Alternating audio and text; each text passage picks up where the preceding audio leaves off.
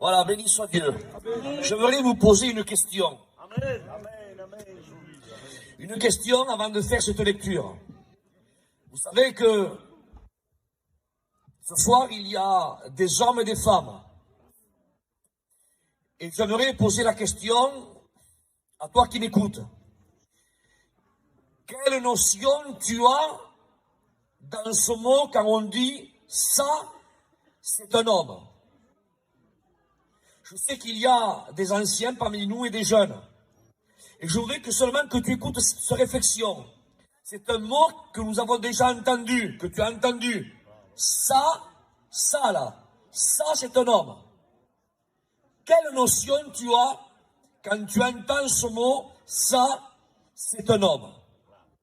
Alors certains diront que pour eux, être un homme, c'est quelqu'un, excusez-moi pour les anciens, c'est quelqu'un qui sait se battre. On dit ça, c'est un homme. Quand quelqu'un, excusez-moi pour l'expression, quand quelqu'un arrive à boire 2 bouteilles de whisky et qui rentre avec son véhicule chez lui sans faire aucun zigzag, on dit ça, c'est un homme. Quelqu'un qui sait travailler beaucoup, qui gagne beaucoup d'argent, on dit sur lui, ça, c'est un homme. Mais en réalité, je dis bien en réalité, est-ce que tu sais qu'est-ce que c'est un homme véritable, dans son véritable sens? Mais tu me diras, Isaac, quelqu'un qui sait se battre, quelqu'un qui sait boire 2 bouteilles de whisky, rentrer chez lui sans faire aucun zigzag, quelqu'un qui sait gagner beaucoup de sous, c'est un homme ça. Mais écoute, j'aimerais te dire que le diable a déformé le sens véritable du mot homme.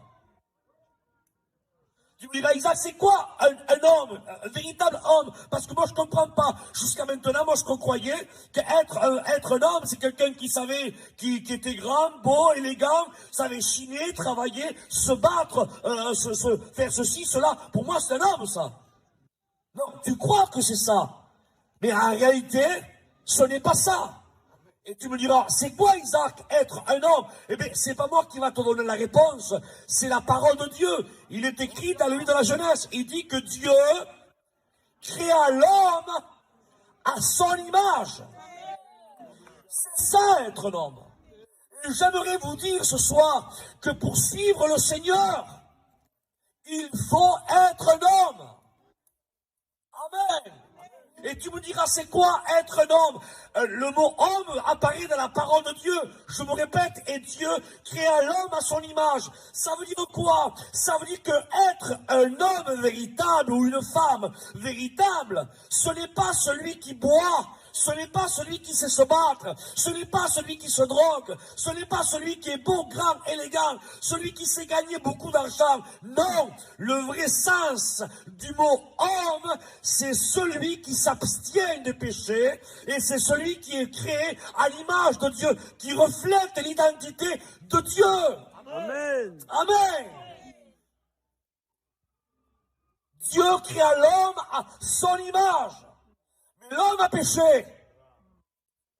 Et comme l'homme a désobéi à la parole de Dieu, alors il a perdu son identité qui reflétait la sainteté de Dieu. Et en péchant, il s'est désidentifié et il a revêtu une autre identité. Et quelle identité il a revêtu, si ce n'est l'identité du péché qui apparaît en lui? Pour ça que l'homme est privé de la gloire de Dieu et destitué de sa gloire, tout son pécheur. Et l'homme, à partir de la désobéissance d'Adam et Ève, tout ce qui est sorti de ce couple-là, a porté une identité, et c'était plus l'identité qui était créée à l'image de Dieu, qui est la sainteté de Dieu, mais il reflétait, si ce n'est rien d'autre, que la désobéissance et le péché. Et l'homme sans Dieu reflète l'identité du péché, la méchanceté et tout ce qui s'ensuit. Il y a des anciens dont je veux préserver mon langage, mais tout ce qui peut s'enchaîner derrière tout ça, la désobéissance, pardon, je le dis, le mensonge, la drogue, l'alcool, les bagarres, la jalousie, la haine. la discorde, les divisions, tout cela est l'identité du péché. Et je vous promets que c'est vrai. L'identité apparaît du péché dans l'homme qui n'a pas Dieu. C'est pour cela qu'on appelle un tel là-bas, un tel, pourtant il a bien un prénom, ses parents lui ont donné un prénom, mais on ne l'appelle pas par son prénom, on l'appelle le buveur. Là-bas on l'appelle celui-là, là c'est pas la cuenta, celui-là, comment il ça, c'est un drogué. Ça là, c'est un bagarreur. Je te soumets tes patas. Celui-là là-bas, c'est quelqu'un qui est mauvais, mais il a bien un prénom, Seigneur. Mais voyez-vous, l'identité, comme le péché règne en maître à lui, ce n'est plus l'identité de ses parents qui apparaît, mais c'est l'identité du péché qui apparaît. On l'appelle le drogué, le menteur, le tricheur, le usurpateur, le bagarreur, le buveur, le querelleur, celui le magouilleur. Comme, rappelez-vous, l'homme qui est à côté de Jésus à sa droite. Et l'homme à sa gauche. Il dit qu'à côté de Jésus, il était crucifié à côté de 2 brigands. Pourtant, les brigands avaient bien des prénoms. Mais l'identité, voyez-vous, apparaissait du péchadeux. On ne les appelait plus par leur prénom, mais on les appelait par ce que le péché leur faisait faire. Ce sont des brigands. J'aimerais te dire ce soir, j'ai une bonne nouvelle pour toi. Amen. Et la bonne nouvelle, frères et sœurs, c'est que Christ est mort sur la croix pour te redonner l'identité qu'Adam a perdue. Il veut, amen, que tu portes l'identité de Dieu. Amen. Amen. Alléluia. Alors ce soir, que vas-tu faire? Vas-tu encore continuer dans ton chemin, ce qui est large et qui mène à la perdition? Croyant, vas-tu te laisser encore berner dans ton esprit en disant, oh, ce qu'ils disent, c'est des ragots, le Seigneur t'aidera à venir. En réalité, c'est pas ça, non, non. Un homme, c'est quelqu'un qui boit, c'est quelqu'un qui fait ceci, c'est quelqu'un qui fait cela. Tu crois, toi? Tu crois? Mais si tu interrogerais les gens qui te connaissent,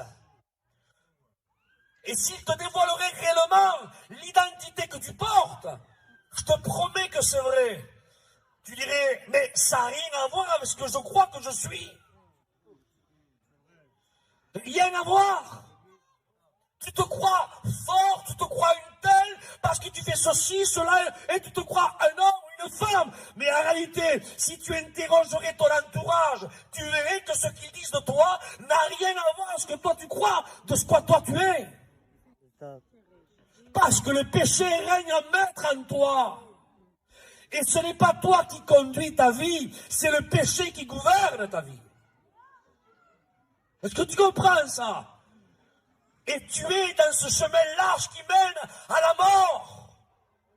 Mais ce soir, amen, je ne serai pas long, quelques mots encore et je prierai Dieu. Écoute, ce soir, amen, une corde t'est jetée, une bouée de sauvetage t'est jetée, un parachute, amen, t'est lancé. Attrape-le, il s'appelle la grâce. Amen. Amen, il s'appelle Jésus. Amen. Alléluia. Il veut te donner, amen, l'identité, la véritable identité que tu dois porter. Et Dieu créa l'homme à son image. Amen. Amen. Dieu veut que tu portes l'identité de ton Créateur. Rien d'autre. Amen. Mais que dois-je faire, Isaac, pour cela? Accepte Jésus dans ton cœur. Il faut que je lève ma main. Fais-le ce que tu veux, mais repens-toi au pied de Jésus. Amen. Demande pardon à Christ. Pleure sur ton péché.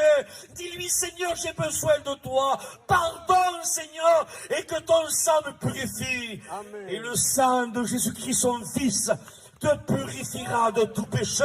Amen. Et tu passeras de la mort à la vie, des ténèbres à son admirable lumière. Mais que dois-je faire pour ça, Isaac? Repens-toi. Amen. Demande pardon à Dieu. Et que je t'ai encore demandé, je prie Dieu, il faut que tu comprennes, je l'avais dit récemment, et je le redis ce soir, que tu es fragile. Qu'aujourd'hui tu es là et demain tu n'y es plus. Que ce soir tu assistes à la réunion et Dieu seul sait si demain tu ouvriras les yeux pour assister à une autre réunion. Et peut-être tu veux remettre au lendemain ce que tu peux faire ce soir. Écoute, si le Saint-Esprit m'anime, amène à insister, à m'adresser à toi qui écoutes ce soir, là où tu sois, hein, que tu sois là dans une maison, que tu écoutes entre deux fenêtres, ou que tu écoutes dans une voiture, avec un petit peu la fenêtre ouverte, ou là-bas au fond, parce que tu as honte de venir ici pour qu'on te voie. Le Saint-Esprit te parle ce soir, et il te dit repens-toi. Car le lendemain ne t'appartient pas. Dieu t'aime. Il ne veut pas faire ton procès. Amen. Même que tu as fait du mal à Dieu, Dieu sait que c'est pas toi qui agis. Si ce n'est que c'est le péché qui a agi en toi. Amen. Il est venu, amen, afin que les brebis aient la vie. Il veut te sauver. Il veut te donner la vie, la véritable vie. Alléluia. Et comme a dit l'ancien en chantant, bientôt on part. On part à la maison. Alléluia. Amen. Amen. Et moi, je suis en train de te prêcher ce soir comme un frère. Je solde pas le salut. Vous savez, des fois, on amène souvent les personnes au ciel, nous. Il a levé sa main, il est allé au ciel. Il a dit oui, avant de partir, il est allé au ciel. Mais écoute, moi, je te dis pas de lever ta main ou de dire ça, un petit oui de ta bouche. Je te dis ce soir, repens-toi avec un cœur sincère et vrai. Amen. Alléluia. Il faut que tu te repentes. Que tu demandes pardon à Dieu. Que tu pries à l'Éternel et que tu pleures sur ton péché et ta misère. Alléluia. Dieu revient chercher les siens. Amen. Mais s'il tarde à revenir, tu peux quitter la terre, toi. Vous savez, nous les gitans, on voit la mort très loin. On voit le problème très très très loin. On voit les catastrophes très très très très très très loin. On voit les accidents très très très très très très très loin. C'est jamais autour de nous. Mais j'aimerais te dire ce soir, je ne voudrais toucher aucune corde sensible. Mais je t'annonce une vérité, la vérité de la parole. C'est que ta vie est faible. La Bible ne te compare même pas à un arbre. Hein? La Bible te compare à une simple fleur. Une fleur, elle apparaît aujourd'hui. Tu passes une demi-heure après, elle est toute flétrie. Une demi-heure après, hein? Il dit que la vie de l'homme est semblable, écoutez, à la largeur de la mer, à une vapeur qui apparaît et disparaît. Elle est plus rapide que la navette du tisserand. Et l'homme de Dieu disait, qu'est-ce que c'est l'homme pour que tu te souviennes de lui? Je suis faible. La vie de l'homme est comme un souffle. C'est fini. Et tout ce que toi tu crois acquérir, posséder, ou tu crois parce que tu es jeune, rempli de vigueur, en pleine santé, tu te vois là vivre de nombreux jours, malheureux que tu es, dit la Bible, malheureux. Ne sais-tu pas que ton âme peut être redemandée aujourd'hui, ce soir? Qu'est-ce qu'un cœur? Écoutez ce que je dis, ta vie, elle tient parce qu'il y a un muscle à l'intérieur de toi qui palpite. Écoutez, un muscle qui fait ceci. Vous voyez, il se contracte, il fait entre 60 et voire 80 fois par minute. Un muscle, fais ceci avec ta main, toi. Tu prends ta main et tu fais 50 fois comme ça. Je te promets devant Dieu, quand tu arriveras à 80, tu commenceras à avoir des crampes. Et bien ton cœur à toi, écoute bien, hein, chaque minute, il se contracte comme ça, et il se contracte entre 60 pour les cœurs les plus sportifs, et celui qui sont un peu plus fatigués, entre 65 et 80 fois par minute. Alors ton cœur, 1 minute, 70 fois, 2 minutes, 140 fois, 10 minutes, 700 fois, 1 heure, imaginez, 7000 fois. Et depuis que tu es dans le monde, tu as peut-être 20 ans, 30 ans, 40 ans, 50 ans, 70 ans, combien de fois ton cœur a palpité? Ne serait-ce qu'il y ait une petite crampe comme ça, là. Cac, cac, cac. C'est fini. Fini. Tu te réveilles. Parce que l'au-delà existe. Hein? Parce que les hommes puissants de cette heure-là, ils ont acquis des biens, des renoms, des renommées, des postes haut gradés. Mais quand la mort est venue les chercher, ils tremblaient comme des feuilles. On a posé la question un jour à Mitterrand. Et on lui a dit, monsieur l'ex-président, il dit, avez-vous peur de la mort? Il dit, non, j'ai pas peur de la mort. Il dit, j'ai peur de ce que je vais trouver après la mort. Est-ce que vous comprenez ça? Parce que la Bible dit que Dieu a mis dans le cœur de l'homme la pensée de l'éternité. Aujourd'hui, tu es avec les tiens, tes parents, tes enfants, tes cousins, une famille nombreuse, tout va bien. Mais quand le cœur cesse de battre, tu ouvres les yeux, tu regardes à ta gauche, plus d'épouse. À ta droite, plus d'enfants. En face de toi, plus de parents. Derrière toi, plus de cousins, ni amis, ni que ce soit. Tu te réveilles tout seul. Fini. Et maintenant commence la véritable vie pour l'éternité. L'éternité. 1000 ans, 2000 ans, 3000 ans, 4000 ans, 5000 ans, 10 000 ans, 20 000 ans, 50 millions, des millions d'années, des millions d'années, des millions d'années. Jamais de fin, plus de fin, tout seul. Dans la damnation éternelle, là, dans un endroit que Dieu a préparé, et spécifiquement pour le diable et ses démons. Écoutez, c'est un endroit qui est tellement terrible que même les démons ont peur d'y aller. Et toi, tu veux y aller dedans? Non, je ne veux pas y aller. Oui, mais écoute-moi, peut-être que tu dis en dehors de moi que tu ne veux pas y aller, mais si tu n'acceptes pas le salut, je te promets devant Dieu que tu iras. Si tu n'acceptes pas Dieu, tu iras dans le feu éternel. Et il faut que tu comprennes ce soir. Tu crois que ce qu'on fait là, c'est un conte? Vous croyez que c'est Euro Disney ce soir? Vous croyez que moi, avec l'ancien qui a presque 70 ans, on laisse nos... Enfin, on ne fait pas grand-chose, mais essayez d'imaginer, on vient presque de 500 km. On a passé 2 ou 3 jours ici, avec la chaleur qu'il fait, on a fait 2 ou 3 réunions, et ce soir, après la réunion, là, on prend notre voiture, on rentre chez nous, faire 500 km. Est-ce que vous croyez qu'on fait ça pour des pacotilles ou pour être en haut de l'affiche? Si on fait ça, c'est parce que, frères et sœurs, on est animé par un moteur. Un moteur, frères et sœurs, de l'amour des âmes. Et on veut que tu te sauves. Tu crois que les serviteurs, ce qu'ils font là, en pleine chaleur, organiser des missions, organiser des grands rassemblements, ça coûte des frais, ça coûte du temps, il y a beaucoup de tracas, des soucis. Vous croyez qu'ils font ça pourquoi eux? Vous croyez qu'ils font ça, vous croyez qu'ils vont recevoir une couronne de laurier? Non! Ils font ça parce qu'ils savent la gravité de la chose. Ils savent que l'enfer c'est terrible. Et eux sont sauvés. Et comme ils vous aiment, ils veulent que vous aussi, vous partiez au même endroit que Dieu a préparé pour nous. C'est-à-dire la cité céleste. Amen. Au nom de Jésus, j'arrêterai maintenant là où tu te trouves. Toi qui m'entends, là, entre deux fenêtres, repens-toi. Demande pardon à Dieu. Amen. Christ revient. Et si tarde à revenir, tu peux quitter la terre ce soir, demain, après-demain.